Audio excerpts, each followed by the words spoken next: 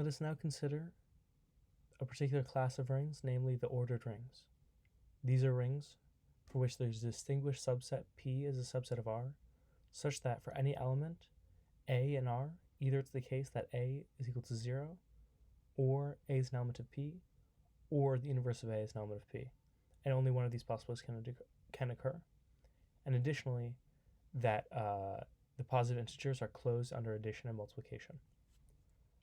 The positive elements. And this set P is called the set of positive elements of the ring R.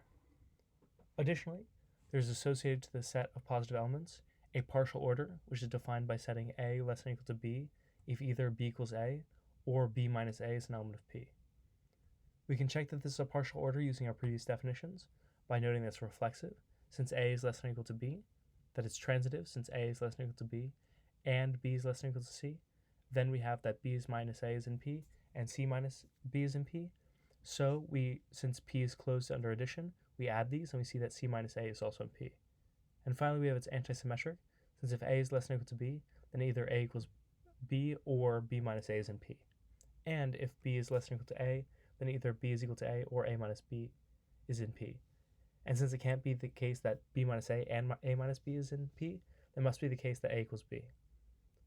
In particular, it's a very special partial order because it's a linear order, meaning that for any A and B, either B minus A is 0, B minus A is in P, or A minus B is in P. And only one of these possibilities can arise. And these possibilities correspond to the relationships of A equals B, A is less than B, or B is less than A, respectively. We'll note that the relation of set inclusion, A is a subset of B, while taken as an example of a partial order, it is not a linear order. And as usual, for an order A is less than B is taken to mean that A is less than or equal to B, but A is not equal to B, and the same for greater than. Since we're in a ring and A is equal to A minus 0, it's clear that A is greater than 0 if and only if A is in P, so the positive elements of the ordered rings are precisely those elements A and R such that A is greater than 0. Note that particularly that the additive identity 0 is not considered a positive element. And we see a few standard properties of the order in an ordered ring, namely that if A is in R and A is non-zero, then A squared is greater than 0. Because if A is in P, then A squared is in P, while if A is not in P, then minus A is in P, and A squared is minus A squared. The multiplicative identity is positive, that is 1 is greater than 0, since 1 is equal to 1 squared.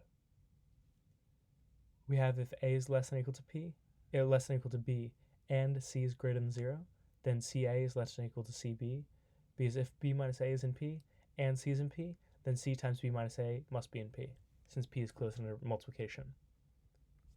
If A is less than or equal to B and C is less than 0, then CA is greater than or equal to CB by similar logic. If A is less than or equal to B, then minus A is greater than or equal to minus B, because we have that minus A minus minus B is equal to B minus A, which is in P.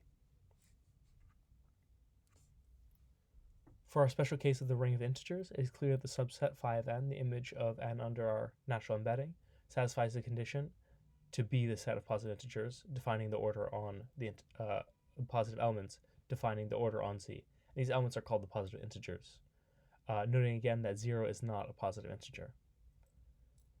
From this ring, though, we can derive some interesting examples of other rings by considering for any natural number the equivalence relation defined by setting A congruent to B with respect to mod n, if and only if A minus B is equal to nx for some integer x.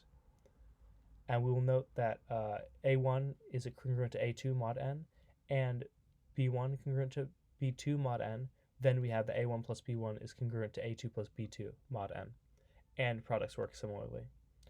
Hence, we see that this modular arithmetic can be defined in terms of equivalence classes, providing the natural structure of a ring on this quotient. This quotient ring is often denoted by Z mod nz, but this ring is not an ordered ring, because if it was an ordered ring, then 1 plus 1 plus 1 plus 1 is greater than 0 for any such sum, since 1 is greater than 0.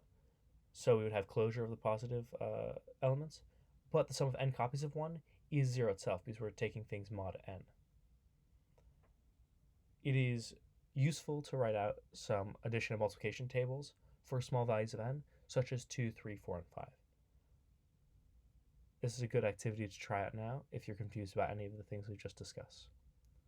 Alright, that's it for now, because next we'll be considering polynomial rings over some rings, over an arbitrary ring R. Thank you.